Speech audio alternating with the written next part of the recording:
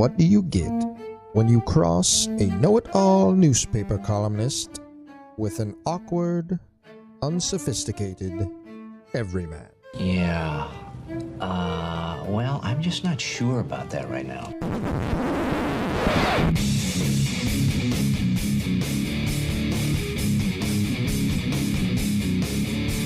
Welcome to Couch and the Rube.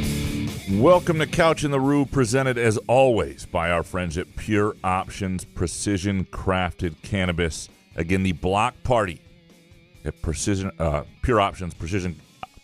I just start this over, I guess. The block party at Pure Options, the Frandor location, is not this Saturday, the following Saturday, September 7th.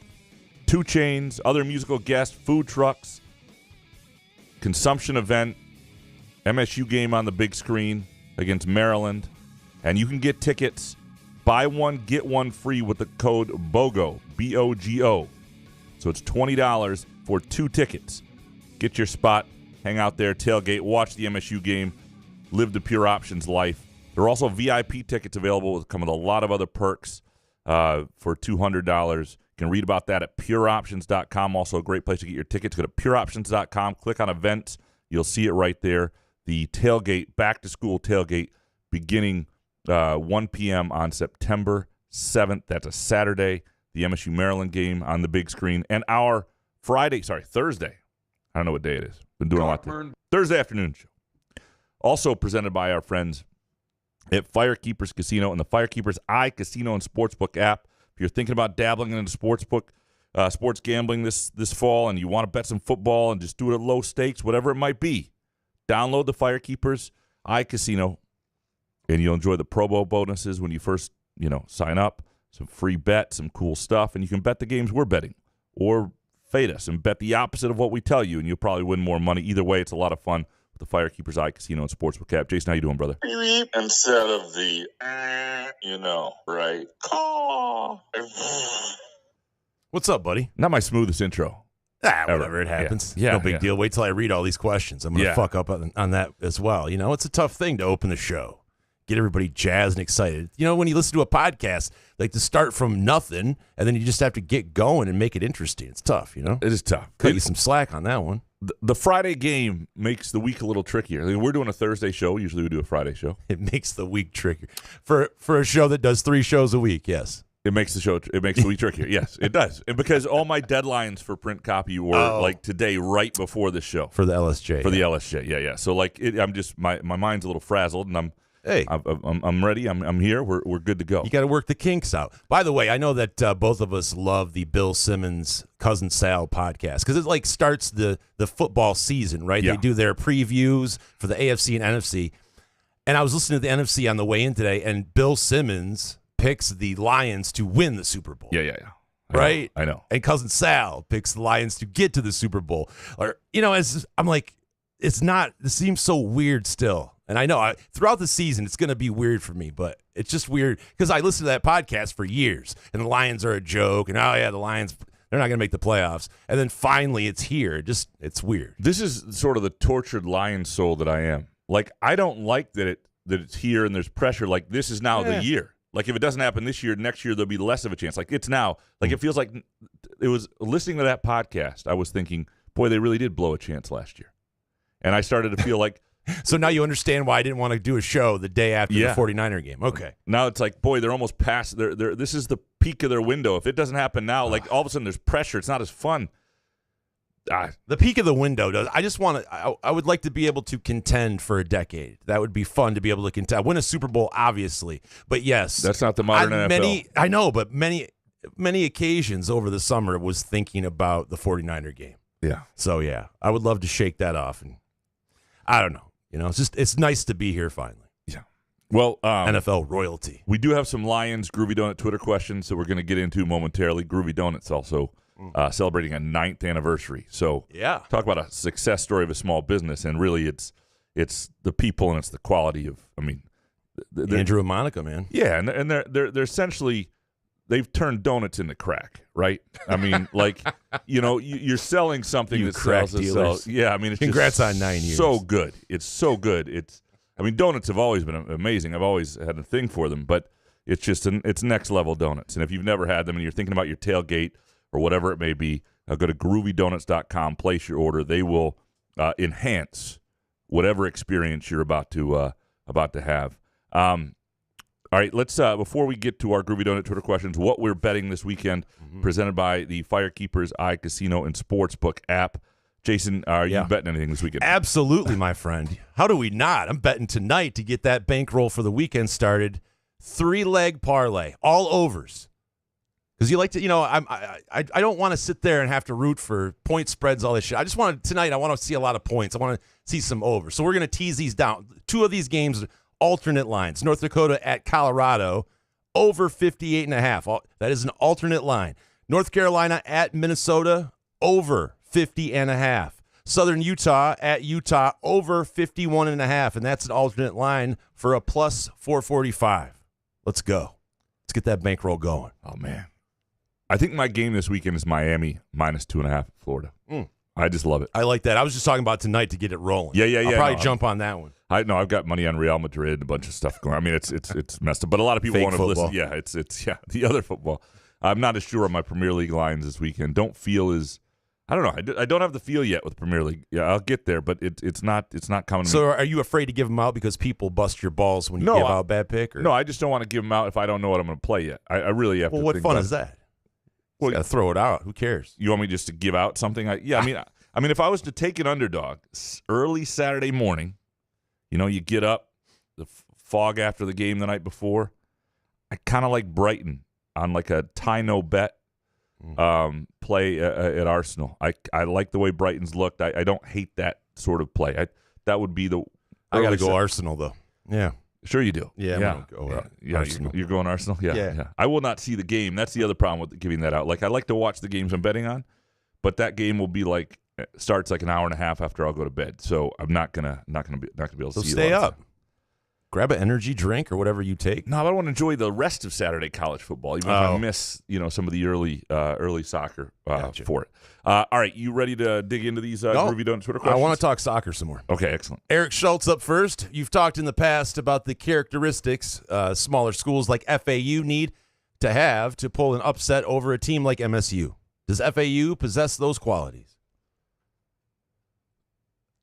Ask our guy Robbie yesterday. Yeah, based on Robbie and I don't know, and it doesn't appear so in certain ways. Like you need the wideout, you need the guy, you need the difference maker who is just difficult for people to deal with, regardless of level. And they seem to have had that guy last year. But sometimes you don't know at schools like FAU. They may have a guy who's ready, who's come along, or a transfer who's ready in that role, who they're able to feature.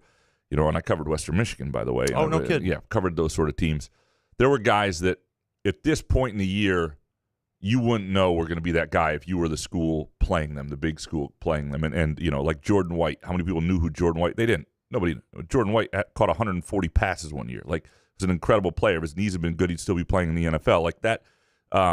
So I can't say for sure not. It does not appear to me that they have the characteristics in terms of the big play weapons on the outside that you need to get this sort of thing done. But I don't know their personnel well enough to be sure about that.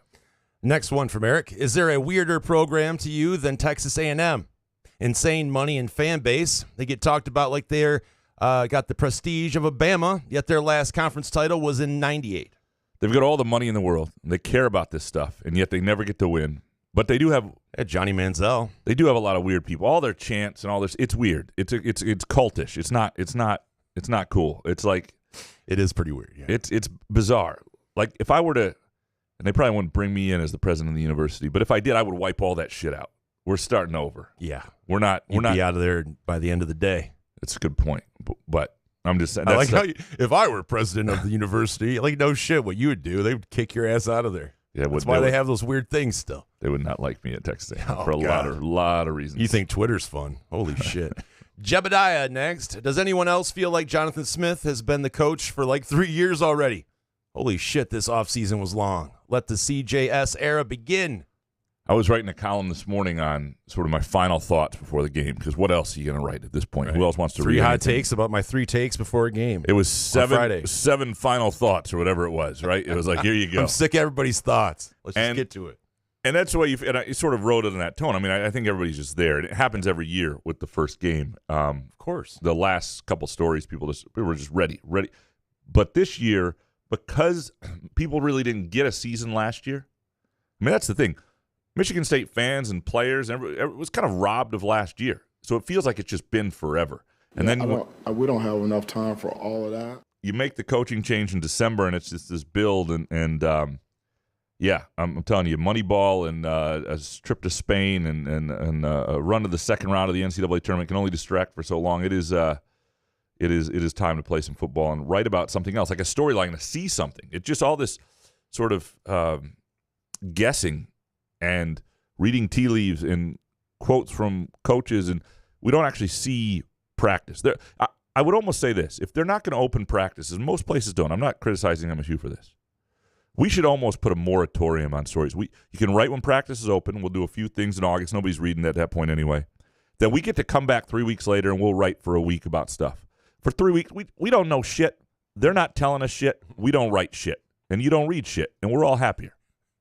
Should be the name of the podcast. You don't know shit. I don't know shit. Spartan 18770. What will the crowd's attitude be at Spartan Stadium Friday? The first time MSU hits a speed bump. A lot of groans. Yeah, I don't think so. Oh, here we go. This is not a groan year. Come on. I know, understand, but there's that crowd, right? Here we go. I think for the other shoe to drop crowd. I think people will be disappointed if they're getting if the things aren't going well. But I think people know this could go a lot of different ways. Either way, it literally can go either way, and wouldn't be surprised. No, I don't think this will be a groan year. Well, I guess you could get to a point where things don't look good, or they're looking. The things that people would groan about is like, hey, that's the 4th false start penalty the first half. What the hell is that? That's the stuff people will groan about. The undisciplined. Wait a second, that sort of stuff. I don't think the oh crap, their receivers are faster than MSU's defensive backs groan is going to be. This isn't the year for that. What if FAU scores first? I think that you might get an uneasiness, but it's not I just think everything's relative to expectations, and I don't think it's the same as years where you have expectations. I think it's just different. All right. Next one from Spartan. Will Jonathan Smith emphasize an explosive offense this year to attract higher-ranked skill player recruits? I've heard they want as few points as possible. They brought in everybody who was involved with Iowa's offense last year to see if they could replicate it. Bring back the Perla, sweep left, sweep right. I do think Jonathan Smith has a chance to be somebody at Michigan State who always has really good or a great wideout. And I know tight ends is something they're going to, they emphasize they're going to recruit. I think quarterbacks will be something. But it is an offense that I think it's an offensive-minded head coach. I think it is a place where they'll be able to get receivers over time. Last one from Spartan. Does Tom Izzo still coach MSU if he had taken the Tulsa job? So he took the Tulsa job for what? Are we talking about the 1986 when he took for 7 weeks the job in Tulsa, and then came back? So if he had stayed there for a few years, if that's what we're talking about, I think he eventually finds his way back to Heathcote's staff. And so I eventually think I've never heard that story. Yeah, I wrote it in 2017, maybe. Oh, let me go back in the LSJ archives and find that. What do you mean? I'm so sorry I missed it back then. Tweet it out again. Maybe I will. You guys tweet out 50 fucking things a day. How about that story? I tried to retrace his steps a little and tell that story. When in '86, when Michigan State didn't have a full-time spot, he was a part-time guy on MSU staff, and Tulsa had an opening. He went there, and when Michigan State played in Tulsa in the NCAA tournament in 2017, I did sort of a piece retracing that, and I know, but you were like, duh. I wrote something on that in 2017. You didn't read that? It's so you don't writer, remember that? It's so writer-like. When somebody else writes something you've already written, you're like, shit, put it in front of my fat head. I'll read it. Didn't you read that on June 2nd, 2014? I wrote that. God. Yeah. Guys are so touchy, man. Nestle's Quick Hotel. What's the over-under on lightning delays? Weather looks iffy. Fucking Eastlick, what's going on here? It's not just Eastlick. The weather apps are complete ass, and I don't know if they try to charge you And I don't know who gets the pro weather app. Like you pay how many fees do I have to pay a month? I already have 19 fucking apps. I got to pay $6.99 for AccuWeather to tell me. Like, seriously, we're in Ohio and we wanted to go golfing. There's giant clouds over us. We saw all this green blob shit and it never rained. What's going on, man? What in the app I can't believe anything. It drops like 20 degrees the other day after the storm. My app still said 91 degrees. The apps are slower. You always want to go to the website. The apps suck. But they want you to get the subscribe, right? Well, no, I'm just talking even the Mac, whatever, the iPhone app that comes with the weather. It's supposed to be accurate. It's not. It took for. I mean, it was like I'm outside at 70 degrees. My app says 91. Kept checking the app. Well, I was still pissed wrong. at it. I'd like to know from you just walking why outside. That is Yeah, still wrong. why that's 10 the case. degrees off. So if you look at the weather though for tomorrow on the website, which is much more accurate on weather.com, it looks like there's a chance of 9 o'clock at 50%. I don't believe it. Oh boy. Yeah, I don't believe it. Yeah. Nah, we'll be fine. Nestle's Quick Hotel. What issue would cause the most panic? Shaky defense, Childs throwing multiple picks, no running game? Multiple picks would be bad. Well, I think there are different responses. Like, yeah, if Aiden Childs just, it's like a pick fest out there. It'd be like, uh-oh, it's going to take a minute. I think the other two things, like the no running game because of a bad offensive line or a shaky defense, things that have sort of been there in the past would be more of the grown type. That's still not fixed. Okay. But I think in terms of like, if Childs really struggles, that would be a little bit of an uh-oh. Jarrett next. Graham, can you spin zone me out of thinking Graham, can you spin zone me out of thinking the Lions are going to go 9-8 and having an average year? I've never seen the national media pick them to win the Super Bowl in my life, and it just can't be believable. Yeah, this is what we talk. It is weird. It's weird. You are about to enter the spin zone with noted newspaper columnist and radio host Graham Couch. I'm going to recommend Pure Options every Sunday the Lions play this. Just going in, not because they're bad, because they're good, because it's a little surreal. And it will help take the edge off of the surrealness. I think there is, one of the problems with expectations is you don't enjoy the small victories, the games you ought to win. We were talking about that podcast earlier with Bill Simmons and the idea that they were talking about, they should start 4-0. And they were talking about good teams they were starting with. It's like, well, that's just strange. But I will say this. They do seem to have a roster that doesn't have a lot of holes. And they've addressed holes really well. And Brad Holmes has been terrific at it. And so when you look around the NFL and you look at places where you look at teams where you have obvious issues, tell me where the Lions' obvious issue is. There are places they're not as deep. There are places you don't know as much. But the Lions, relative, pound for pound, look like a team that has a chance to not only have very few holes, but has some high-end dudes who can get it done. And every year, the last couple of years, they've taken the next step. So what's to say they're not going to take the next step this year? Most of their games are indoors, even most of their road games. They've got a team that I think is hungry, that has playoff experience, that won't panic if they lose one game. All they got to do is stay healthy, and they're going to be in the mix at the end. You're just going to have to wait till the end to really enjoy it. I can attest to the fact that it makes it more surreal when you take Pure Options. Yes. So you said it would knock some of the surrealness out of it. It makes it more surreal, and you're like, wow, is this real life? Man, it's so crazy how many people are in that stadium. Man. Another thing I would recommend. So many different. Dude, seriously. It's the last day of it. I'm going to have to get a new plug. Like how many times in a row? It might as well just keep it going. I mean, people are going to be listening now just for that. If I can't imagine anybody is.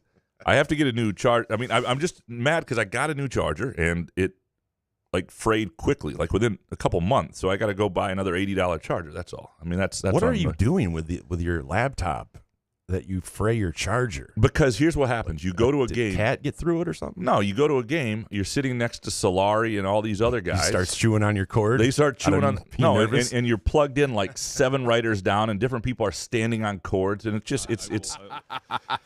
I will.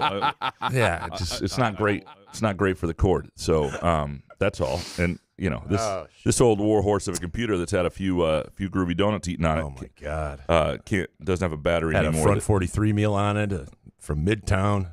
Yeah, Appetizer for Midtown's in there somewhere. It was incredible. By the way, if this week does not go well for Michigan State and you are at the Pure Options back-to-school party, which I highly recommend, and watching the Maryland Michigan State game on the big screen, 22-foot screen, which could be a lot of fun. If things don't go well there will be like Pure Options just at your disposal. Like, that's a great way to watch that game and know that you can feel good either way. Corey Ostrom, in your determining 5 factors in prediction, you mentioned the need for a breakout playmaker on MSU's offense. What's your best guess on who that may be? Yeah, it's a good question. Like, breakout in terms of hasn't been a great player before, because I do think like Montori Foster's a good player, but I don't know. He also has what's probably a ceiling of a certain. If you're looking for somebody who is yet to do it, and obviously Nick Marsh is one that I think will be a player. Is this the year Antonio Gates Jr. is all of a sudden looks like the player he did coming out of high school? 3rd year in the program, I mean, that's the sort of guy that, again, this is a guess, but I think will be in the mix. I think he's got a load of talent. It's taken him a while to adjust to college football. Does it happen? I don't know. At some point you have to say no, but this is probably a big year for him. Next one from Corey. Do you have a sense of whether Rossi's defense with this personnel will be more aggressive attacking defense than Hazelton's? Yeah, and they do more disguises. It is, yes, it's less bend but don't break from everything I've seen from him at Minnesota and elsewhere. Yeah, I think you will see the difference. I think the difference will be noticeable in the style they play. All right, next one from Corey. What should be the punishment for the guy who starts self-checking groceries and sending them down the conveyor belt, crashing into my groceries I'm trying to bag? Digit removal? Throat punch? Listening to Graham tell a story? Yeah. The latter sounds that would mean. make you more mad, though. You're going to kill somebody if you listen to Graham's story. Throat punch seems a bit much. Like, that's... Yeah, like how offensive. Man, I want to be on your side. I just don't know. Is this person looking at you while they're throwing stuff down there? Like, I feel like that's something I would do by accident, not notice. So, but if someone's looking at you like throwing shit on purpose, I mean, yeah, it's throat punch. It's very unaware, that person is. I don't know though. I feel like that would be something I would do by accident. Though. Throat punch somebody? No. I just start if I was scanning items and I just put something in it, went down the conveyor belt, hit somebody's stuff. I didn't mean to do it. Like, that's what I mean. So check if their name is Jason Nick. And Am I wrong? If it's the Believe me, Rube. I love getting pissed at dumb shit like that. I just can't do it. I'm willing to. Have you done that before? Who, me? Yeah. No, I don't think so. Not on purpose. Probably I would definitely say, last week. Listen, man, I go into everything. I want to be nice. I feed off the energy people give me. I really, honestly, I want to be kumbaya, be nice to people. It's just people fuck around and they stay in the left lane for too long. It just, believe me, stuff drives me nuts, but I was trying to give the benefit of the doubt to the person. If someone's being a dick in any scenario in public, believe me, I'll be on your side. But yeah. Or just you could bring me in to tell a story, and that would probably do it. Graham, oatmeal story. Groovy Donuts. We're celebrating 9 years of Groovy Donuts this week. What's your favorite hashtag Groovy Donuts memory for the both of you? I'm glad they asked the both of us. Yeah. That would be weird if they just asked you. I mean, definitely when we first met them, when we started this podcast, going in there into Groovy Donuts. I mean, honestly, they had no idea who we were, right? I don't think so. And it's just honestly weird going in asking anyone to be a sponsor for a show, especially back then when people just knew Couch and all that other stuff. So, I mean, that was a great memory. And now they are, after all of these years later, great friends. Yeah, and if you remember the way we got to know them, I mean, there are a couple memories. One, I officiated their wedding, which is pretty cool. Which was unbelievable. I know we give Graham shit, but man, that was really good. That was a lot of fun. That was a really fun day, and it was fantastic. Mm-hmm. So that's probably one. But 1B would be, I think, the letter that Monica wrote to us about how much the show meant, and the. Are you going to cry? Yeah, probably. And just the fact that this is when I knew we were onto something, because they used to, Andrew, when they were baking together in the early days of Groovy Donuts, before they had a staff, when they were creating the magic that is, and Andrew would put on podcasts, and when it was a sports podcast, if she was there, he would turn it off. He's like, "Oh, you won't like this," and she was like, "No, I like these guys. So once we had Monica's blessing, I knew maybe we had something. And so those would be a couple early memories. And congrats on 9 years. It's unbelievable. Here's to another 90 more or whatever they say. And again, if you want to enhance your life, Groovy Donuts is here for you. Go to groovydonuts.com. If you're thinking about your tailgates, not just this week, I'm talking coming up or whatever it might be. And again, if you're sending a kid back to school and a teacher with a gift, a Groovy Donut is ideal. An apple? Nah. And first of all, an apple is really loud when you chew it. Nobody wants anybody to eat an apple in front of them. You eat a donut quietly, though? I mean, I'm moaning, so it's different, but yes. Kurt Wisniewski, MSU added beer and seltzers to concessions last year. What food, beverage, consumable, or stadium upgrade would you like to see? More troughs. I was about to say that. I know. Yeah. Here's the thing. I don't spend a lot of time in the parts of the stadium. With the commoners. Yeah. With the peasants. So just a sports writer. No, but if I were there, I'd want just more beer options, probably. I guess more and more different types of food options. That would be the big thing for me. But more beer options, you're standing in front of there. Everybody's like, which one should I get? Just two options, right? No, but you want different beer, different. When I go to a game now, be it a soccer game or whatever it might be, as a fan, I want lots of different beer options. I want lots of different food options. I do love a good hot dog, but I'm just saying, I want, that looks great. I would just want lots of different, depending on what the vibe is, I know. I just have a wife that she can't make a decision. So the less options we have is good for me and everyone around us because we can just get in and get out. That's fair. Kurt Wisniewski, D'Antonio is being added to the Ring of Honor at Spartan Stadium. Who else deserves it more?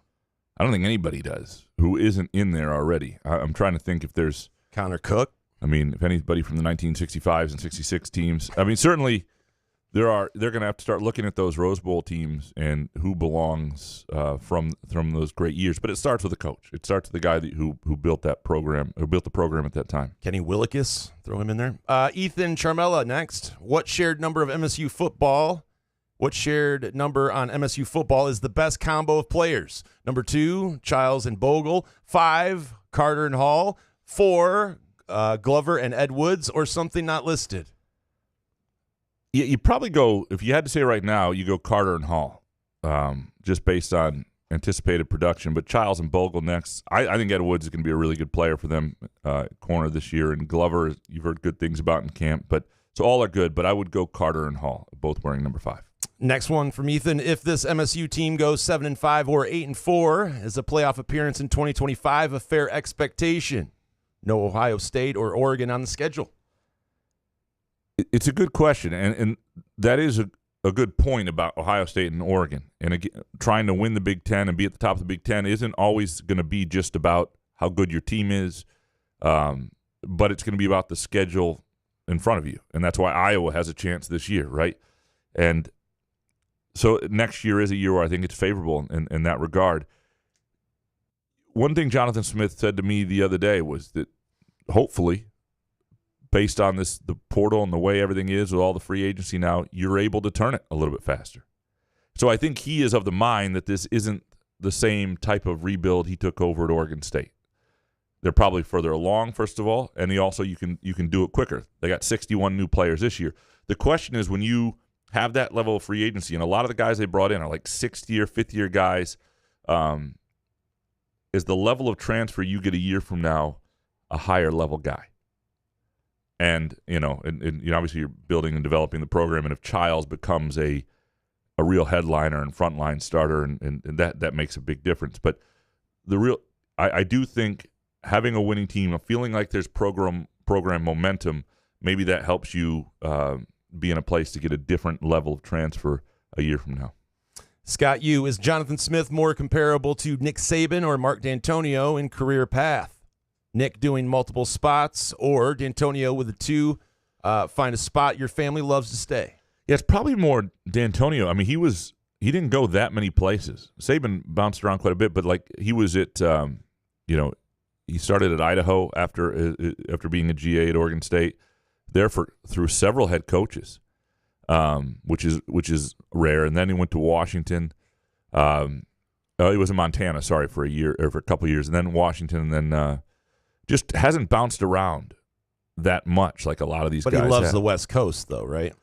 I mean, that could be the one thing I could see years down the road. Oh, of him going somewhere else, you mean? Yeah, in the West, being from Oregon State, like he wanted that Washington job to stay on the West Coast. I don't know that he wanted that job. It was interesting to hear. I mean, one thing he likes about Michigan State that I think he liked about Oregon State, and one reason to believe he might have stayed at Oregon State had the Pac-12 not ceased to exist, is that he likes the idea that his kids are in Hazlitt schools. They're a few minutes down the road. Everything's easy in Lansing, right? That's one of my big pitches. It's just easy. You go to suburban Detroit, and I love a lot of things about Detroit. But man, there are parts of Detroit that it's faster for me to get to Detroit than it is from your house and and all the suburban sprawl. There are areas that are just not fun. Seattle is just a cluster traffic wise. You're not living. Everything's an hour. It's unbelievable. So you'd be a good person to have as like a closer though, to just give all the bad information of the alternatives. Yeah. Like you want to coach, but here's your alternatives. Here's Graham Couch. He's going to tell you all the terrible things about the hours you lose in your life living in Seattle. And I know Fart Soup lives out there, so I apologize. But what are you apologizing for? Well, I mean, you can still feel that way. I'm taking a shot at his oh yeah, his place. Yeah, he's gonna get pissed. Gotham volleyball dad next. Is it safe to say that if MSU struggles to contain Cam Fancher, they are going to get punished by BC's Thomas Castellanos? Do I suffer from recency bias because Castellanos has a great game in the Fenway Bowl and he isn't actually that good? I haven't studied him that much, and so maybe you do. But yeah, it will be interesting. They do face a mobile quarterback this week in Fancher. I think Castellanos is more mobile, I believe. But I have not watched him a ton. So yeah, I mean, and those guys are always a pain in the ass. I think really the guys who beat you are the ones that also can do it with their arm. But I don't know. I've watched from Cam Fancher some Marshall stuff, and I was never that impressed with him, so I'll be interested to see what it looks like this week. David Cox, doing honeydew things, and my wife was along for supervision. I screwed up a couple times, obviously, and I told her we would fix it in post. Is this wrong? Not really. If you're not going to do it, that's the best way to say it, because that's code for we'll never do anything about it. We're not going to actually get to it, So I think that's we want to fix it, but we won't. Yeah. That's it. Yeah. David Cox, the latest Hasselhoff song you have been playing sounds kind of like Johnny Cash, and I like what is happening to me. This is Johnny Cash? I don't know. I don't hear Johnny Cash. It doesn't like, it's not a problem if you like it, though. Bo McJunkins, Dan Wetzel doesn't seem neutral. Am I wrong? Did you hear that sound in the background, by the way? I don't know. No. Was it my computer? It might be yours. It's my computer. Sorry, my computer's playing music. The Dan Wetzel, who I have great respect for as a columnist, I think he's done some amazing work. He lives in Ann Arbor. So, no, that's not me. I could definitely hear that music. Anyway, but sounds like we're in an elevator or just in my headphones. I don't know if that's anywhere. But anyway, I think he definitely, looking at all the facts, sort of sides with this isn't that big a deal and sides with Michigan, but he also goes to Michigan games occasionally, lives in Ann Arbor. Maybe that seeps in a little bit, but he's for most of his career been a no bullshit guy and a really good columnist. So, but yeah, I mean, I listened to it. I didn't know he lives in Ann Arbor. Yeah, and I didn't hear him. No, any differently. I think all three of the guys kind of made it sound like it's just enough. It's ridiculous. I mean, you can tell Pat Forty thinks it's more ridiculous than Wetzel does. But I don't know how much that's actually Michigan related. Bo McJunkins, Graham, isn't the notice of allegations enough for you to drop your Stallion story? Or is your story much deeper than just him being there, and that's what you need to need second sourcing on? Yeah, it's not about Stallions was there. I'm comfortable saying that. I mean, my source is not wrong on that. Neither's mine, Portnoy. Yeah, it was dead on. It's more about who orchestrated it and having the and my source is not wrong on that either. But it's just having the sourcing to print that is it, and who was involved and sort of how it came to be. Matthew Venny next. Connor Stallions posted a picture of himself at the Rose Bowl and getting national champion team gear after Michigan beat Washington, all during an active investigation. Why should anyone think he wasn't in contact with the team and feeding them info during this period? Yeah, you can't believe anything Connor Stallions. But I do think Michigan probably stayed away from Connor Stallions after the whole incident. They didn't want to. They knew they had a great team. They didn't want to screw anything up. But in terms of what Connor Stallions would do to help Michigan, I think he'd do anything to help Michigan. I mean, I think he would do anything to help Michigan. He slept outside the stadium, right? That man would help. Yeah, right. So if Michigan had given him the opportunity, I think he would have done. He went to the anything. Naval Academy because he thought it would look better on his job resume for a Michigan job in the future. I mean Connor Stallions is the equivalent of all of us. If, like, I thought I was going to be John Elway, and then I turned 14. Connor Stallions never turned 14. Yeah, but he just wanted to be a coach, though. He didn't want to be a player. Listen, as weird as this dude is, I mean, you have to admit that his passion and dedication is Tony Dombrowski level. And yeah, no, you respect the discipline of it. I mean, it's just crazy. Yeah, he loves something that much. And yeah. No, he's obviously, he never turned 14. Sorry. 14 was such a great year. Matthew Venny, I bought a house and moved to Lansing this summer. Since I refused to pay for cable, what top 3 places would you recommend to go watch the MSU game this season? Games. Well, it's pretty simple. Front 43 and Cask and Company is the spot. And I'm not just saying that because they're our sponsor. Like they are our sponsor because I was watching games there. And I was with Matt Mancarini, name drop. Mm-hmm. And was like, this is my place. This is my home. And I'd had a few, granted. Good deals going on at the time, great beer. But so that would be, if you're looking for other places, and Midtown Brewing downtown is underrated. Big screen TV, good chill place, great vibes. If you're looking for other places that you can watch a game at, I want to know where you are. Reach out to me, like where you are in Lansing, and I'll give you some other recs that are probably close to you that are good places to watch, including I think the Irish pub in our neighborhood might be a good spot. I've only been there a couple times. But Matthew Venny, can you think of anything better than Groovy Donuts as a housewarming spread? Because I can't. There isn't one. Like, if you show up with Groovy Donuts, it's not like I brought the chips or I brought the soda or I brought the potato salad that I bought at the grocery store. You brought something creative. You took the time to think about. You did something neat, and it's going to be the hit of whatever you do. So, yeah, if you're having a housewarming party, Groovy Donuts is it. The only problem with it is you have to share them. So, I mean, consider that. Skylar Verdon, what would you have done? What would you have done with the Stallions? Thanks, Graham.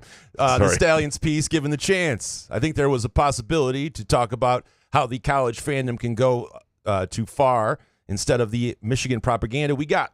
Yeah, if I was like directing the Netflix film, I wouldn't have agreed to what they did. I mean, to me, they're trying to create entertainment, and it's fine. But to me, you have to at least reach out. Like, if you're going to talk the way they talk about Michigan State and Central Michigan, you need to at least reach out to those people. And, the idea. But is that entertainment? I mean, it's entertainment for Michigan fans. But I just wanted to see both sides of the art. That's what I thought we were going to see. Yeah, there should be more of that. It's just one side, like the Florida one with the Urban Meyer thing, where they just blow Urban Meyer for 2 hours. Like, why would you want to watch that? It's not great unless you're a Florida fan. Yeah, I guess. Yeah, it's not great. Yeah, I just would have done a little more digging, and it's one thing to have like Tony Paul is a featured journalist on the show, and he did give some, that gives you some credibility, but they didn't ask follow-ups of him at all. They didn't. I mean, even the stuff at the NCAA was, I don't know. He was. Did Stallions agree to do it, and then had certain things like you had to ask me this, and I don't know. It's just, to me, it's not worth doing that piece if you're not going to do it right, and they didn't do it right. And so now you got watch. Here's what happens. Our next questioner, you'll see why. Well, and by the way, Netflix is going to say, well, we were first with the story. But next time a documentary comes out, though, I'm going to go, yeah, but this must be a probably one-sided thing again. So. And you're not first with the story if you don't actually have the story. Well, that's what I meant, but they're going to claim that. Yeah. Next one, Jordan Mack. Do you think which would I skip over? No, you're good. Do you think MSU fans wish they played Michigan 1 week sooner so they could have at least had one shred of hope when it's saying they only lost 49-0 because of signs. So I didn't hear that from anybody. Now, that might have been hinted in the documentary, but I don't remember anybody who was an MSU fan or player saying that the reason they lost 49-0 had anything to do with signs. They knew they got their ass kicked by a better team. I'm not talking about Michigan. Everybody knew that. So another thing that was sort of hinted at in a documentary that I do see people in the Michigan world. I see, Bill Simonson on here, like, quoting it like it's the freaking Bible. Another flawed publication. But it's, you can't, like, that was not at all the takeaway. I don't remember a single person in this world who thought that Michigan State lost to Michigan 49-0 because of the sign stealing last year. I don't think anybody did. Probably help though. Yeah. No. So maybe 28-0, but I can't. He wasn't even there. I just can't imagine it. Now maybe the one thing that people can say with Stalions and is that he was there as the program. I mean, he helped with the program momentum. There's no question. And so they got to a certain point where they were that dominant, and he was helpful in getting them to that point, and that helps create that score. But in the moment, certainly nothing. I mean, Michigan State was a freaking dumpster fire at that point and just didn't have any competitive answer. Jordan Mack with this one. What was more embarrassing for MSU? Tucker and Baggate, Hitler on the big screen, threatening to forfeit because of fear of their athlete's safety, or the actual beating of 49-0 while running over to the sidelines to disguise play calls after Stalions wasn't even on the sidelines. I don't know what I'm supposed to do with this. I appreciate. I gotta say, Jordan. Hitler on the big screen was not great. It was pretty. When I saw it, I'm like, you got to be fucking kidding me. It was not great. It was not great. I don't know. I mean, but you could, if you're a Michigan State fan, you could turn this around and say, Michigan's been through tons of embarrassing losses at Michigan State. Some have been dominating, and others. What felt worse? When Tucker beat him 2 times in a row? Yeah, or when it was like 3rd and 48. Jordan Mack had to have his wife come pick him up because he wouldn't talk to anybody at my house. There you go. I mean, there was those things, so that was embarrassing. The thing for me, I mean. Yeah. The thing I would also remind you is Jordan, you weren't any less when you had your wife come pick you up and Michigan was getting their ass kicked. Yeah. And you're not any better after Michigan won, and neither is Michigan State. This has nothing to do with anybody who's rooting for the team. You guys didn't do shit. Michigan State fans didn't do shit wrong. Michigan fans didn't do shit right. And the same went for like the 10 years before when it was flipped. Nobody did shit. You're talking about a lot of stuff that you had nothing to do with. And bless you for it. But, yeah. Well, speaking of, Jordan Mack with one last one here. Who do you think is the second greatest American hero after Connor Stalions? I love you, Jordan. It's got to be Harbaugh. Yeah? Yeah. Rambo? I don't know. David Jackson next. Would the FBI get involved if a college player actually predicted that his team would cover the spread in an upcoming game? How about if the same player predicted his team to fail to cover? What if Izzo advised Spartan fans to take Indiana and the points in a basketball game versus MSU? Well, so that, yes, the final one there would cause some issues. If Izzo's out there giving betting advice, that would be an issue. It's a little different if, like, a college basketball player exuberantly or football player exuberantly says, yeah, we're going to cover the spread in this game. Absolutely, we're going to win by 15. Just because what you have to realize is this is the vernacular that's out there. And if the FBI or NCAA goes after these kids, if they're not betting, if they're just using the vernacular that is in the sphere like nothing else these days. I mean, there's sponsorships. We have a sponsor who's on this podcast. It's a sports book in the casino. Oh, yeah, we'll cover that 14 in a hook. Yeah. Michigan State had Caesars, all around for a while. I mean, this is the world, and you can't put the kids in this world and not expect them to speak the language. So I don't really care what they say. It's about whether they're actually making those bets. And the beauty of the way it is now with all this being regulated is they really can't make these bets. That's how people are getting caught. It's not like the old days when, and some of us still have those books as well, but there was no evidence, no tax history, nothing that proved what you were doing. David Jackson, if Boston College gets bitch slapped by Florida State, what will the spread be when they face the Spartans? Still be too early to know because it's what happens with Michigan State before then. It's how Boston College responds. It's what Florida State looks like in weeks after that. How good is Florida State really? Does Georgia Tech, the best team in the country, we just didn't know it? There's just too much evidence that we won't know yet. Last one, our next one from David. Okay, here's the scene. Florida Atlantic is 4 points away from covering on Friday. The Owls have the ball on the MSU 30-yard line on a final late fourth quarter possession. At this moment, as a bettor, would you rather have wagered on Florida Atlantic or on MSU? Where are you at here? I tell you what, David, that's a great scene that you set right there. It was impressive because I've seen it a lot of times. What would you rather have? 4 points. I think I'd FAU. Yeah. Yeah. I think at that point in the game, if we're going to fuck around, yeah, FAU. It depends who's on the field for MSU and what the momentum has been and who's on the field. Like if I didn't know I could say that. Well, you can say whatever you want. Well, it's your show. It depends on who's on the field. Like, geez, no shit. Yeah, I was just saying it, answering David's question, not giving a runaround answer, Dean. Tim Stout. Go either way. So what do you think? Sorry, I didn't interrupt you. No, I would if all starters were still on the field and they were winning. Yeah, the other thing is the other thing is this a high scoring game where both teams are scoring a lot of points, or is this a 17-13 game where it's been hard? People regret asking you questions sometimes. Oh, my wife regrets everything. When you're halfway through your response and you're like, "Shh, why did I fucking say anything?" Yeah, I mean, can you imagine like a first date with me? Oh my god, it's you trying to be smooth. Oh god, shit, it's the worst. It was my first date with my wife. We went to painting with a twist. Oh boy, yeah, sounds about right. You ever heard of that? Where it's like a paint class thing. It's fun. Yeah. She went. I used to hang our painting up from that date. She eventually put it in the basement somewhere.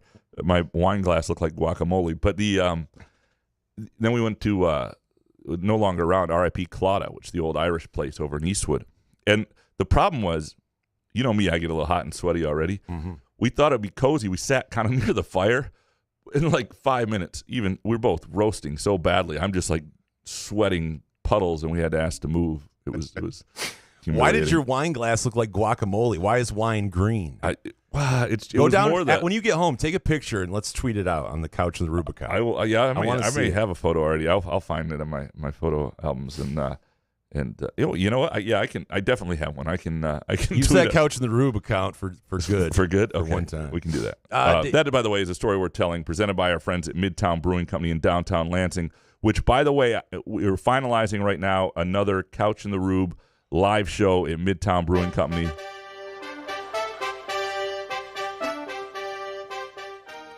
And the idea is like 11 a.m. September 14th. So it would be before the Prairie View A&M game, which is a late afternoon game. If you're coming into town for that game or you're already in town, you come, we'd have late brunch, lunch, hang out with us, have a beer, get your base going. And Treese is going to have some giveaways like we did last time. We're going to have fun. It'll be fun. So that's Saturday, September 14th. Finalizing that. As soon as we have it set up, we'll talk more about it, probably starting on Monday. Next one from David. As I type this, the Tigers lead 3-0, and we're about to get Casey Mize back. With Detroit favored to go 2 games over 500. What in the name of Barbaro Garby is happening here? Is your over-under total wins wager a mortal lock?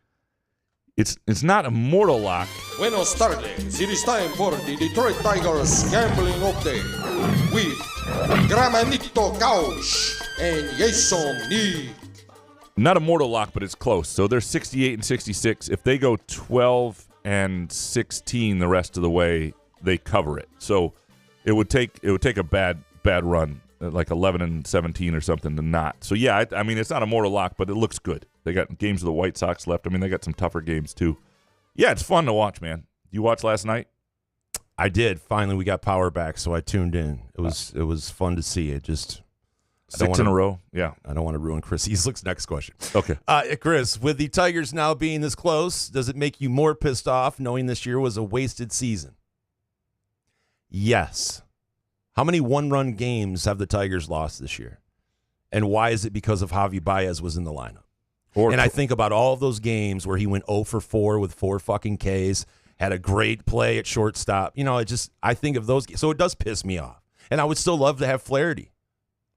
Well, some of it, yes. Some of it, though, is I don't mind the loss of Flaherty a little bit. He was on the team during that run. We got a good return on it a little bit, and he was part of the team during the stretch where they weren't that great. I think what obviously Torkelson struggling for so long was just a killer, and then Parker Meadows not being what he is right now. But that's a young player developing. Parker Meadows So you can't choose the pacing that happens for some of these guys. It has been fun that after the deadline they bring all these guys up, and you start there's just this energy and exuberance and performance. It's fun. I don't know if it could have happened the same way. And don't get me wrong, I love it because that means we're going for there's momentum for next season. But there is a part of me with the division and the wild card being attainable. It just you think back at some of the games you watched throughout the season, going like, damn, like all those bullpen sessions that we had to have, and it's just. Because I don't think that we would have done anything really in the playoffs, but it would have been nice, Well, playing meaningful baseball now. Our guy nice. Chris Castellani made a good comparison, and I kind of like. He's even if this doesn't wind up being the year they get in the playoffs, it's 4.5 games. It's going to be fun for a couple weeks. We'll see if they can keep the pressure on the Twins. But it reminded him of the year 2022 with the Lions, where it felt like they weren't great for a while. They felt good at the end. They beat the Packers. It felt like they were on their way somewhere, and then the next year they really were. And so we kind of need that. Where is that signature kind of win, though? I guess because the Bears game for me in 22, it was like okay, we kicked the Bears' ass. Then it was Aaron Rodgers took. What's the Tigers kind of? I don't know. Yeah, no, and the other thing is it's not just. I don't disagree with them. I mean, I feel the same way about it. I'm wondering what that like the winning a series. Which series would that be to kind of say, aha.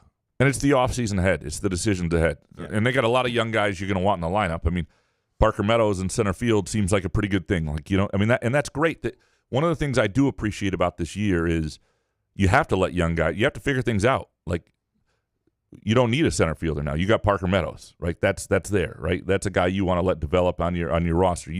Now, third base, second base, first base, these are things you got to figure out who you want to have there, and a couple guys can play multiple positions and where guys are going to belong. But it's just such a better place to be in than they were not that long ago. Next one from Eastlick. Who is the best athlete you've ever seen in person? Who's the best athlete you've ever seen? Well, I saw Jordan in the 80s, though. Yeah. So does that, I mean. That's pretty good. Obviously. Well, yeah. I mean, Charles Woodson in 97, definitely. Tracy McGrady was definitely one of the better athletes ever. Barry Sanders. So, yeah, to it's me, hard to say just which one. I know. To me, it's between Ron Banks, of course, Lansing Sexton. No, I'm kidding. But it's between Barry Sanders, who I saw multiple times, and I saw him on Thanksgiving against the Bears when he put up like 255 yards or whatever it was that game. It was just incredible. Mm-hmm. And then I saw Bo Jackson in 1990 at the Sky Dome when the Royals were playing the Blue Jays when I was like 10 years old, and he was just such a. We were seated in left field, right where he was, just such a freak of nature. Incredible. Young kids watch Bo Jackson highlights. It's crazy. Yeah, in fact, I heard somebody the other day on something I was listening to was talking about how Deion Sanders was unlike anything we'd ever seen. And it was somebody who was in their 30s, and I'm like... He wasn't bad. I mean, dude, he was an unbelievable... The day he played in a World Series or NLCS game and then played in an NFL game the same day. 100%. I'm not saying Deion's not... But you can't say Deion's one of one when he's one of two. There are two guys who... I mean, really, it's him and Bo, right? Yeah, those two together. Oh, yeah. Chris Eastlick. What do you think is the sneaky game on MSU's schedule that will be harder than fans think? My vote is Indiana. Yeah, it might be. I like the coaching hire there. It'll be after a tough stretch. There will be one in November. It could be Rutgers, but everybody thinks Rutgers is better. There'll be one in November that's tough, and Indiana's played them well for quite a while, and I could see that happening.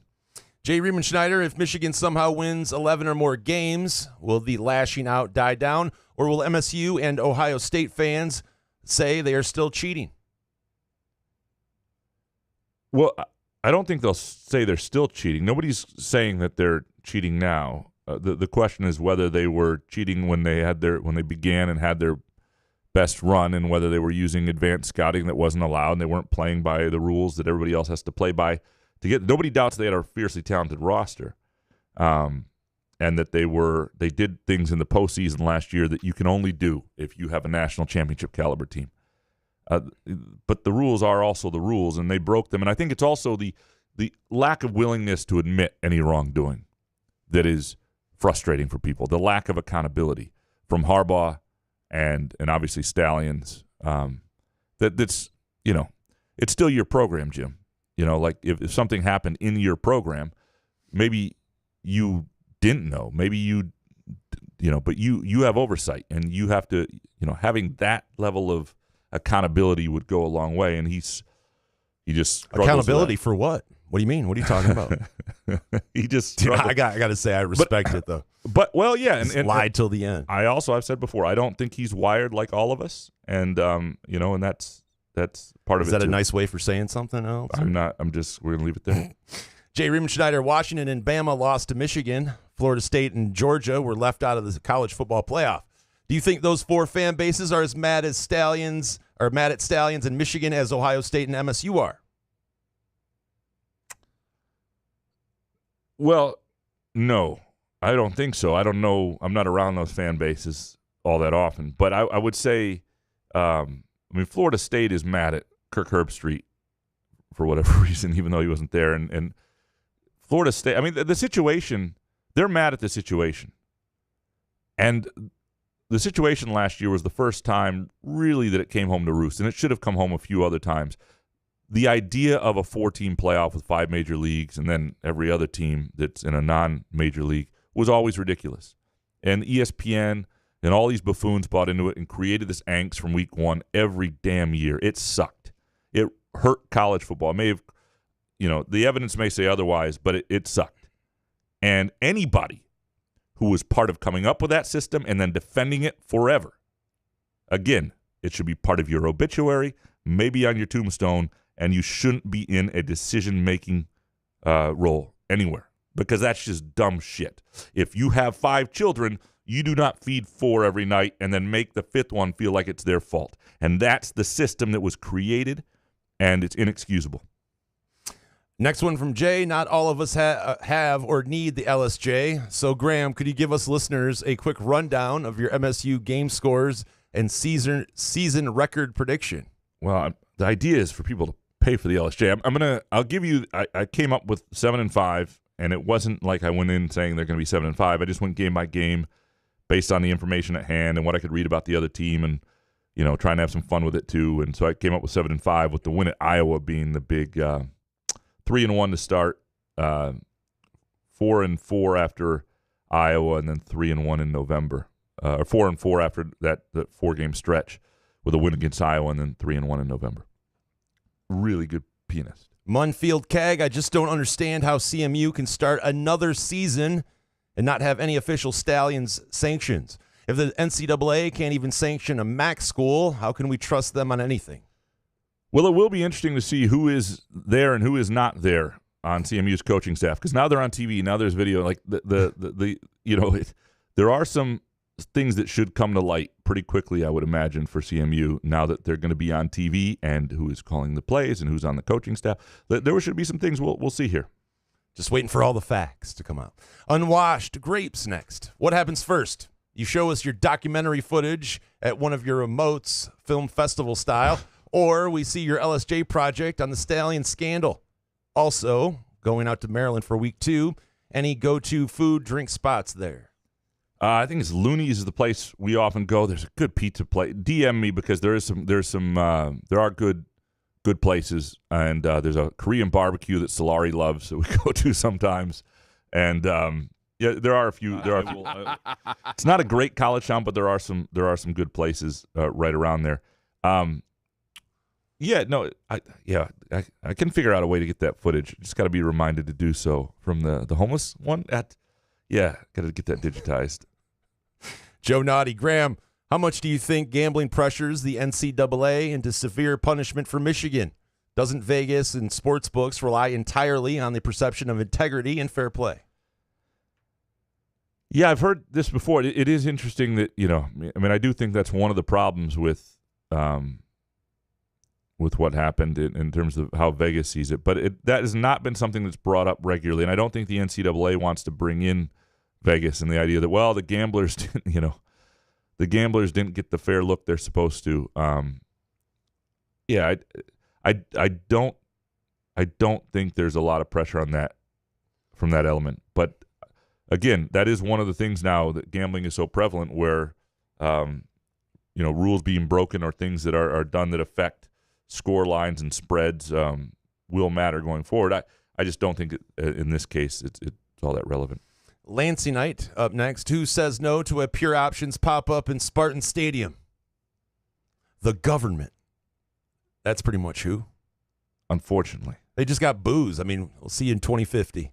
We're looking forward to it, though. The Pure Options Never pop-up happened. at Spartan Stadium should be there. Never. Yeah, maybe put it in the press box. Just me, the Pure Options pop-up in the press box. We would do that. And by the way, back to John's thing, I didn't mean it's not relevant, because obviously if you have something that's impacting scores, it is relevant. I just don't think I do not think that the gambling industry is pressuring the NCAA. And everybody talks about how everybody looks at signs and all that stuff, right? Like that's been in the college football landscape for a long time. And I just don't think many industries, have the patience the NCAA has to do all the. Like you may have been at one point said, "Hey, wait a second, this isn't great," but this is, I don't think it's so egregious that it's going to be something that really affects the gambling industry. Really thinks affected them. Lancey Knight, Front 43 or Cask and Company for lunch before the game? 100%. Yeah, you asking a recommendation? Yes. I mean, first of all, you're close. The thing about Front 43 and Cask and Company is you are right there, and it's a great place, and it's perfect. You can get a reservation too. You go to caskandcompany.com. If you're going to go on a busy day, you can go to caskandcompany.com and make a reservation, and you'll know you'll have a spot. And but usually you can get a spot at the bar or find a seat, and games on everywhere. Yeah, it's perfect. Lancey Knight, favorite mocktail recently went alcohol free. Are you a mocktail guy? No. Yeah. No. There's too much sugar in them. Yeah. And as a type 1 diabetic, it doesn't do any. If it helps you with your, quitting drinking, more power to. Like the alcohol-free beers, I just have never gotten to those either, really. Yeah, I've recently got into the NAs. I've tried to cut down my drinking, and so I still drink a lot of wine and stuff. But Can I say, though, if you have an edible and you have one of those, like, non-alcoholic beers, it kind of feels like you're kind of drinking. Yeah. Same feel. Mm-hmm. And some of the NAs are really good. The Athletic Brewing, they do a nice job. I've actually found that the NA Guinnesses are really good. And, and there are different bars that have those, and that I've been going more the NA style, and I found it to be a real help when we were like a backyard gathering or something like that. It's great. Cracker Sofa. Would you rather have MSU football lose a close game against FAU but squeak out a win against Ohio State, or blow out FAU and get blown out by Ohio State? Well, it's not close, right? Win beat Ohio State. Yeah. And sure. I was just hoping that said win a close game against FAU. Yeah, but you lose it. So I was trying to correct it in my brain. Yeah, if you can beat Ohio State, you do that. And yeah, you might have a little the same conversation we were having about the Tigers, where you're like, boy, if they just also beaten FAU. But I was thinking about the show on the next day when we would do that after an FAU loss, though. Yeah, like, oh shit, it wouldn't be ideal. Right, Vanzi, would you rather have a winless MSU football season or have a successful season but no melting moments at Spartan Stadium? Well, since you're not a fan, it's easy to separate. I want the moment. Yeah, I mean, you are drinking non-alcoholic beer to help your weight loss or whatever you're trying to do. No, melting moments is not. It's like donuts. I mean, donuts are fewer calories than bagels. Melting moments is only like 650 calories, 600 in a single one, which is just, if you went to Applebee's and you looked at the low-cal menu, all those dinners are 650. Just replace dinner with a melting moments ice cream sandwich is good for you. Just to hear your inner fat kid talk, it's so funny. Yeah, they're not even a sponsor, and listen to the passion in his voice. It's like the most annoying thing ever. Oh, no, actually, it's 650 calories. I looked it up. Rich Kane, was the football program in better shape when D'Antonio took over or when Jonathan Smith took over? Well, the difference is D'Antonio kept everybody. I don't think a single – I mean, they kept – you talk about continuity on the roster, and that's partly how they won right away, or at least were competitive right away. That's a good – and you couldn't do what you can now, which is replace a lot of guys. And you lose guys, but you can replace them and build it more in your own image, at least with the guys you've chosen, even if it's in the portal. That's a great question, because both those – there was a mess coming out of both those situations. And with both John Smith, the previous John Smith, and with Mel Tucker, there was evidence of some decent recruiting, right? There were some guys. There was some talent in the program. It wasn't a program devoid of talent, and you saw that early on with Antonio. I don't know the answer to that, to be honest. Rich Kane, what bet in the last year or two made you guys the most lacrimose? Which made us the most money? What's the lacrimose? In the last year or two, I won some money on the Diamondbacks doing something last year. I can't remember. Usually in October, I have some good playoff baseball stuff that kind of catapults me up into the winning money, and then all of a sudden NFL takes it all away. So it's hard to keep track when the NFL just keeps taking it away. I've had two. I had two good soccer bets over the summer. One, a futures bet on Spain at plus 825 to win the Euros that paid pretty nicely, and then I also had I bet Panama to beat the U.S. men's national team in soccer in the Copa America, and they did, and that was like plus 8 something as well, and that paid really, really nicely. So betting against the USA and betting for Spain has really been was really helpful. Rich Kane, Graham Couch, Sociopathy Watch. Now that we're recommending the bribing of jurors with donuts. Yeah, well, yeah, I mean, right. If you're on trial, you just open in a box. If they come to the box and take a donut, I mean, that's them. Is that really a bribe? It's not a bribe. Trying to grab a donut yourself. Mm-hmm. Rich Kane, can the Rube give any advice on bringing Pure Options to the airport? I have a connecting flight into an overnight red eye and need some MGs for the second leg of the flight. Well, are you in Michigan when you're doing this? Because if I leave from Metro Airport, I just bring it on me. I mean, if it's legal in the state I'm in and I'm going to that airport, I usually just bring it on my person. If you're worried about it, if you have a checked bag or something, if you melatonin gummies, you have one of those jars, you put a gummies into your melatonin. I did that in Mexico. It worked perfect. So just however, honestly, if you just bring it on your carry-on, you bring like 20 MGs, couple gummies with you, I don't think many people give a shit. It's just if you're a jerk about it. So Don't be a jerk about it. Yeah. Ken Chu, Graham, have you heard of the new technology known as extension cords? You can plug one in under the desk. Also, have you heard about the Bass Pro Shops opening in Lansing? I have. Rachel Greco at the LSJ wrote about it. Graham will be there weekly. Former outdoors editor you're talking to right here at the Kalamazoo Gazette.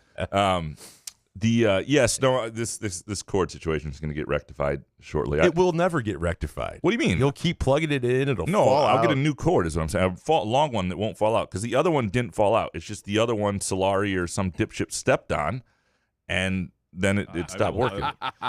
Yeah. I can't stop playing that. John, who would last longer if you two had to trade homes? Please assume it's not winter, so Jason wouldn't have to host Graham's Hallmark movie parties. Do the wives stay? Right. That's the question. Do they have to live with Elizabeth? Ain't let me in that house, man. I was gonna say me and Teresa get along just fine. It'd be great. I'd watch the Black Ops. Teresa would be like, "Oh my god, I can watch this terrible TV I've been wanting to watch." Oh, it'd be perfect. Yeah. No, I think I would last longer. I would bounce. Oh my god, I would not be let in. I guarantee you. Steve, watch ESPN's Game Day this year. Saban is actually pretty good. Herb Street, excellent. Can do without all the others. Fox lineup this year? Question mark. I don't know who's Fox has this year. Whatever it's certainly the same guys like Herb and Big Noon. Yeah, probably. Brady Quinn. Yeah, I mean Saban was good. Like I said, it just annoys me seeing him sometimes. I like Saban, and I like Herb Street. I like McAfee on that show. I think it's. I got nothing for McAfee. No, it's not my. Not your thing? It's not for me. Okay. Professor, what's a proper response when someone you have known your entire life suddenly starts posting about and regularly discussing why he believes in the flat Earth theory? Wait, the Earth's not flat? You have to get some Pure Options, invite him over and pick his brain, and then either tell him to never come over again or invite him over Friday for the game. Yeah, I don't know where you go with this. I mean, I'm fascinated by people that believe in that kind of shit. Yeah, I would be kind because by pushing back too much, too harshly, you lose the friend, and people you don't win the argument. You know, it's like a lot flat of earthers are touchy, is what you're saying? I'm just saying they didn't get that way by anyway.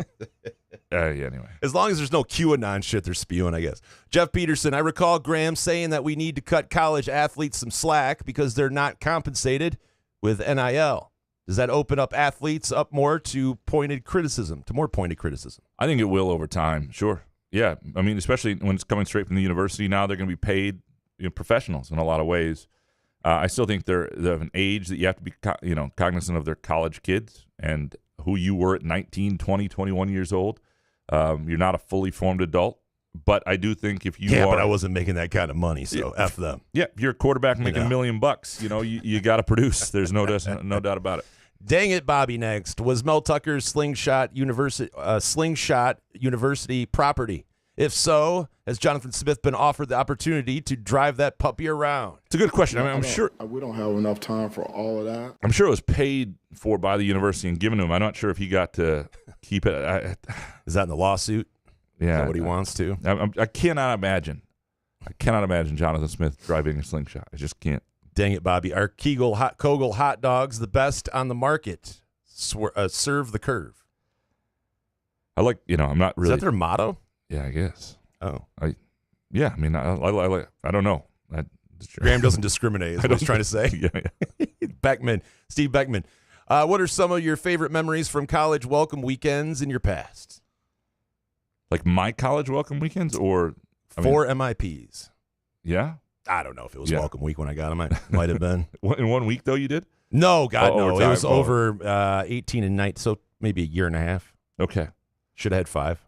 Yeah, no. Possibly 6.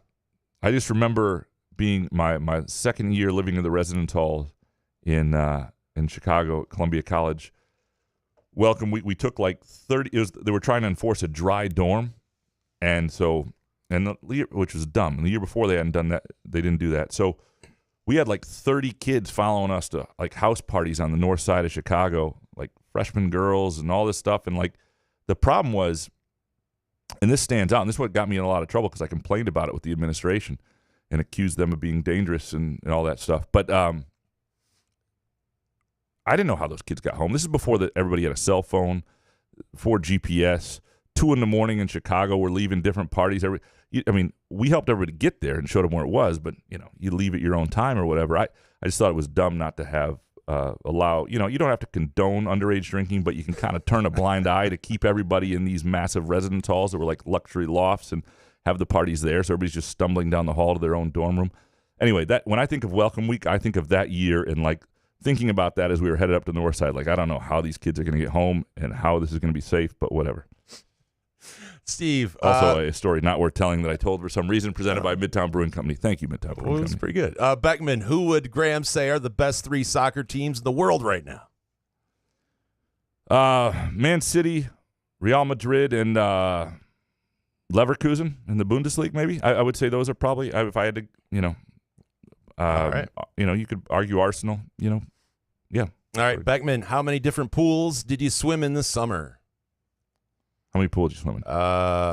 0. Yeah, it was just... Hit the hot tub. We have a hot tub. Not counting lakes, I just swam in one actual pool, my in-laws. Beckman, how bad did the storm damage your area? You lost power. We did, for 20 hours, and you would have thought I would have died. Like, it was so... I went to bed at like 9:30. It's dark? What are you going to do? I understand. So I smoked some weed, and I took a melatonin, and I'm like, grabbed the dog. I was like, let's go to bed. We're done for the day. It was complete ass. And you see, like, in the newspaper, you're like, people lose power for like 2 weeks. You're like, well, man, that sucks, but it ain't me. Well, imagine it being like 20 fucking hours, dude. I was like, felt like I was on Survivor or something. Imagine it being like 1850 or something. You wouldn't. No, I don't want to. It must have been complete ass. When I see pictures from back then, I'm like, fuck, that looks so boring. Beckman, will I win this pick'em? Win the pick'em. The college football pick'em. Yeah, you'd be one of my picks because you're dedicated. You're in it every week. You're smart. But if you won't get a prize. You'll get your prize. That will start, by the way, next week when we start with the NFL. The NFL and college together. Didn't want to. Yeah, we're not. What a bit this podcast has. Just don't give out prizes. Scott, what soccer podcast do you recommend? I watch the Spanish League and the English Premier League 90% of the time, and not too many of the other leagues outside of that.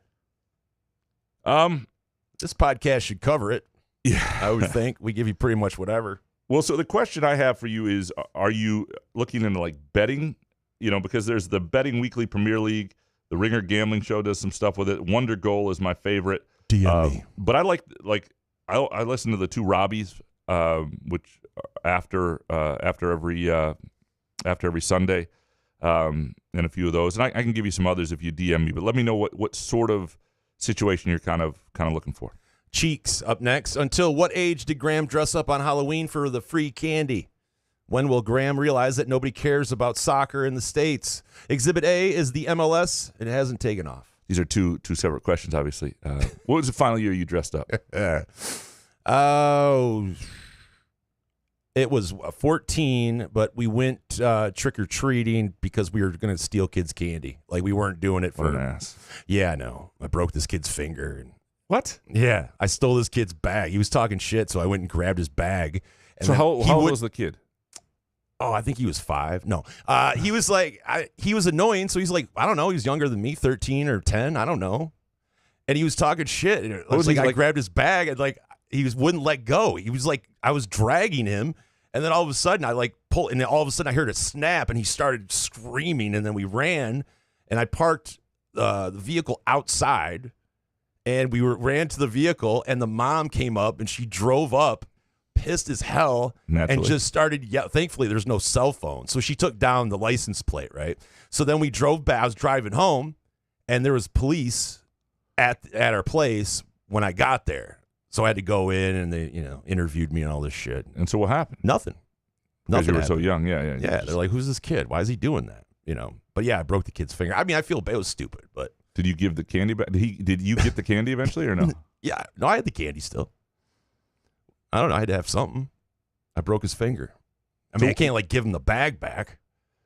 Why was he talking shit initially? What was the conversation? This was in 1993. I don't know every detail. I'm sorry. I don't know what street I was on. Either way, it's a story worth telling that somehow we hadn't heard of this. No? We've been through like 6 Halloweens on this show, and we didn't know the time you broke a 10-year-old's finger. I feel like I've told this story. You have not told this story. All right. That's a story worth telling, presented by our friends at Midtown Brewing Company in downtown Lansing, an awesome place for a pumpkin ale, for a American Stout, which is my favorite beer. Any kind of beer you'd like. Great place for a date night. Fantastic menu to watch a game and to come hang out with us on September 14th. Likely about 11 a.m. We'll have more details. Maybe I'll have a new story by then, I guess. Sorry. Yeah, you should have saved that that was good. Holy crap. Original Dark Mantonio. To answer the question from my side, 14 win is Butthead from Beavis and Butthead. Buddy win is Beavis. And the problem with the mask was they were so, the forehead's so big on Butthead that like you have to put like a hat or something above it so you can see out of the eye holes. We call that the Lester Holt. The Lester Holt. Right, Yeah. right. There you go. By the way, I'm not that kid. Like, I wasn't really that kid. I was a nerd kid. I don't know what. I was like in this rebellious stage when we moved from Lansing to Rochester. I was going to this rich white high school. I don't know what I was trying to be. Like, I don't want to make it sound like I was some badass kid or something. I just broke his finger. You heard the snap. Oh, dude, I heard it. Yeah, it was wild. Original Dark Mantonio, would you rather be locked in a room and forced to listen to Skip Bayless, Stephen A. Smith, Paul Feinbaum, or Donald Trump go on, and your mouth taped shut so you can't say anything back? Or what? What's the other thing? No. So who of all those, if you had to choose one of those? Oh, I thought there was, or you get yeah. What do we get out of the deal? Listen, I would do Trump because Trump makes me laugh. The guy can talk about a shark for 20 minutes, like politics aside and all that bullshit. Trump says like shit that politicians never talk about. And I think it's Bayless kind of wild. Bayless would be the most annoying to me. I think. Yes. Yeah. I hate Skip out of all of those guys. Yeah, and that's crazy. Out of those 4 to hate Skip Bayless. By the way, have you ever met a Skip Bayless fan? Never. I'm amazed he had a show as long as he did. Right. Original Dark Mantonio. Jason, what is that pink castle-looking building on M21 across from Tom's Western? I don't. God damn it. T knows. Treese knows. DM me. Some lady lives in it. I forget. She's gonna probably text me. I'll have to let you know. Sorry, I don't know.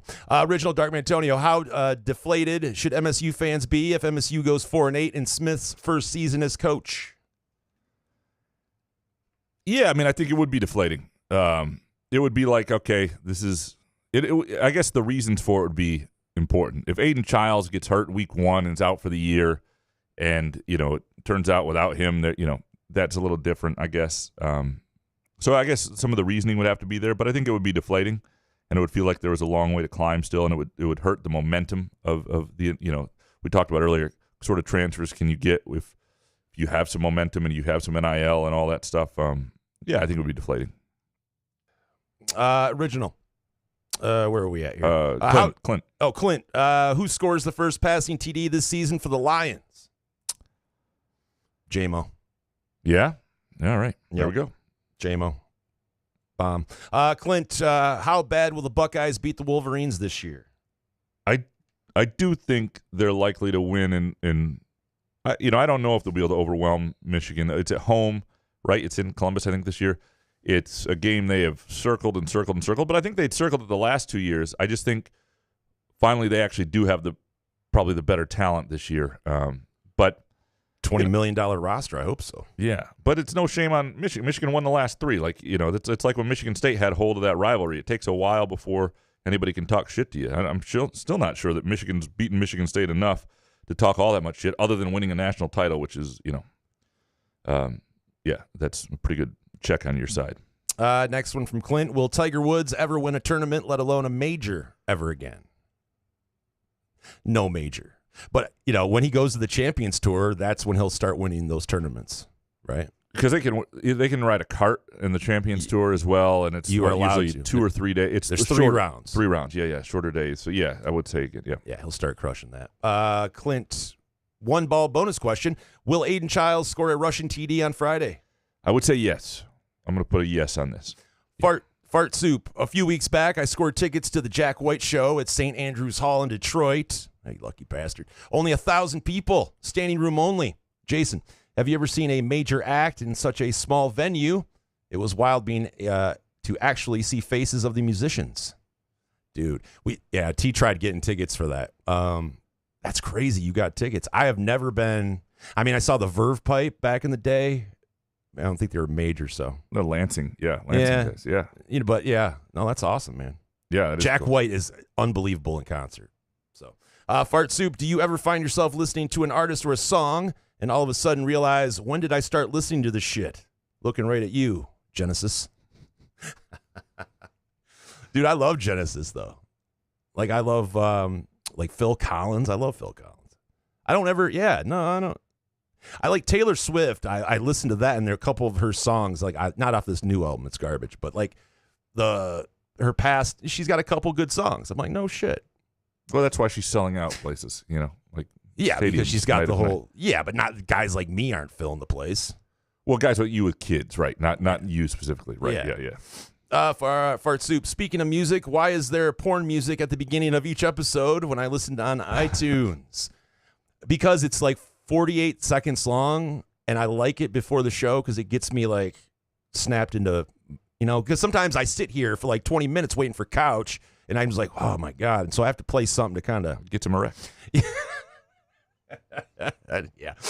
Alex Mayer, what Big Ten press box has the best food spread on game day? Oh boy. I like Ohio State a lot. And it's unbelievable. Doesn't Michigan food. have a 9-course meal though? I don't think. I'm trying to remember what Michigan. I don't think so. There are a few that do well. Ohio State does everything, and then to top it off, they have these McDonald's. What are they called? The Mick whatever. It's don't act like you don't know. I never get them in real life. They're really sugary and really good, and different kinds of coffee and strawberry and oh my God, yeah, very good. Pies? The pies in there? No, it's like a drink. Oh, Alex Mayer, who is your favorite new football assistant to interview?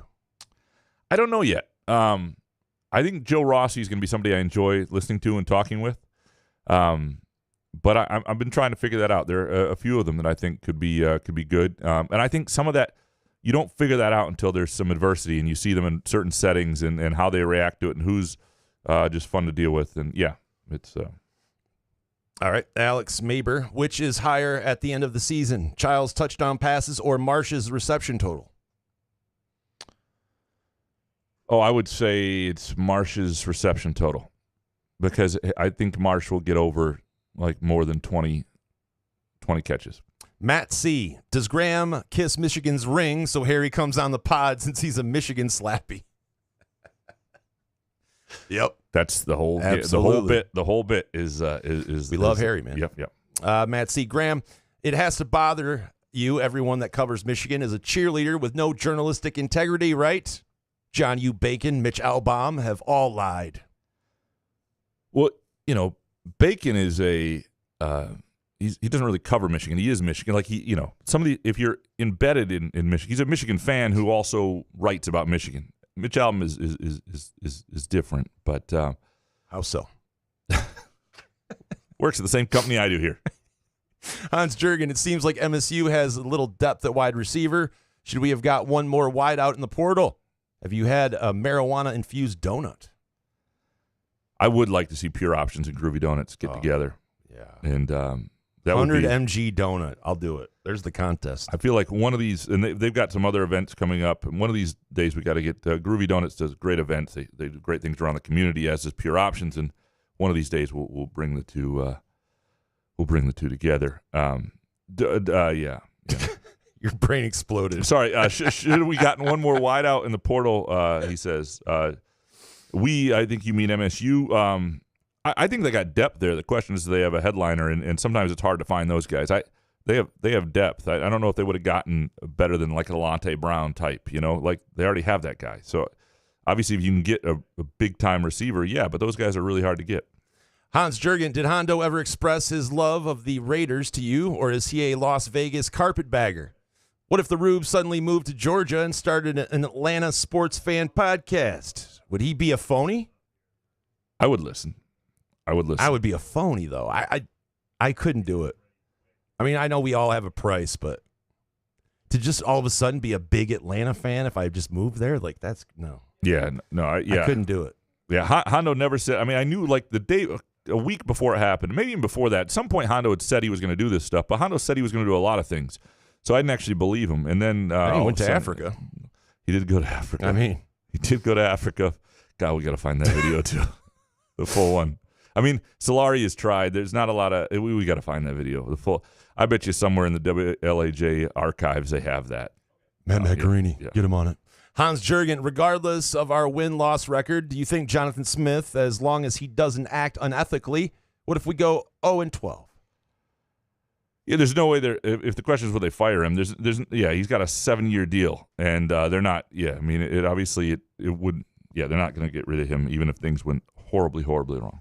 Hans Jurgen, rank in terms of most evil: Putin, Kim Jong-un, the Ayatollah, and Hondo. Jesus. As far as I know, Hondo is the least of them. What a foursome, though. Yeah, huh? quite a bit. Jake Hawkins, what growing pains do you think Aiden Childs is going to experience as a young 19-year-old sophomore quarterback? I think he's going to turn the ball over in opportune times and or make the decisions. I think at times too he'll want to, because he's got a lot of physical talent. He'll want to make the big play when he needs to just live to fight the next play. And I think those are things that he'll have to get used to. But yeah, I mean that's the thing. I was thinking about quarterbacks who have done it at MSU as a true sophomore in modern times, like really come into their own and been big time players. He would not be one of one, but he would be one of two. Like Jeff Smoker is the only other one who's really done it, and so it's a lot to ask of somebody. And many of these quarterbacks who became really good at MSU weren't that great like a year later, even so.